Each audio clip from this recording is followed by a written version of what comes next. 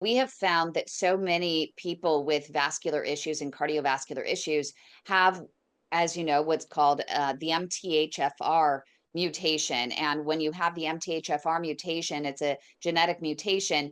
You're not able to turn your food into fuel, and the B vitamins, I understand, are not absorbing properly. So that causes an enzyme called the homocysteine to spike, and that's like nails on your artery walls. And so what you need to do, what we were told by our dietitian for both my dad and myself, because I have it as well. And I only discovered it because my small LDL particle number, I went and got the advanced lipid panel. And I would never have known that and never had the indication that I had that, except, this MTHFR, except for the fact that my small particle numbers, my LDLs, were pretty high, especially for my age, and without having any other risk factors for cardiovascular disease except for heredity, but that's usually in my family later on in life.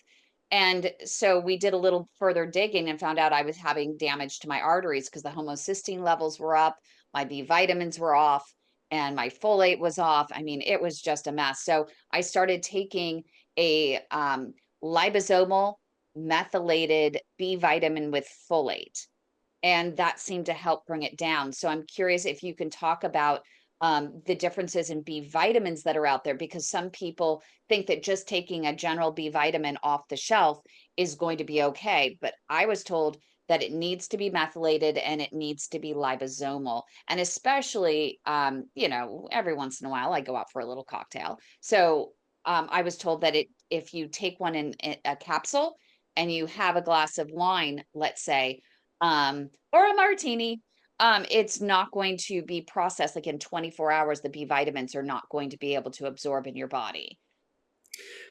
So I'm glad you brought up MTHFR. So Hmm. MTHFR has basically there's 5 steps in how we process folate. And people who have an MTHFR, we call it a genetic SNP, so it's a gene mutation. And there are 2 copies that we're really looking at for this. One is the MTHFR 1298, A, and the C677T. Those are the 2. And most of the time, you will look in your family, and these are inherited genes, but just because you have a gene, genetics loads the gun, your environment turns it, pulls the trigger. So we can turn on and off genes with our lifestyle. So I always like to, emphasize that what we do for ourselves can be really impactful in these genes. But what we usually see is family history of like depression, anxiety, cardiovascular, cholesterol issues. And so we kind of can tell without testing your whole family what side of the family that may be on. And so in that 5 processes of breaking down folate, there's trouble in doing that. And that is why when you take a methyl or a liposomal B vitamin, you basically skip this in between steps, so you get the byproduct of it, what you can absorb.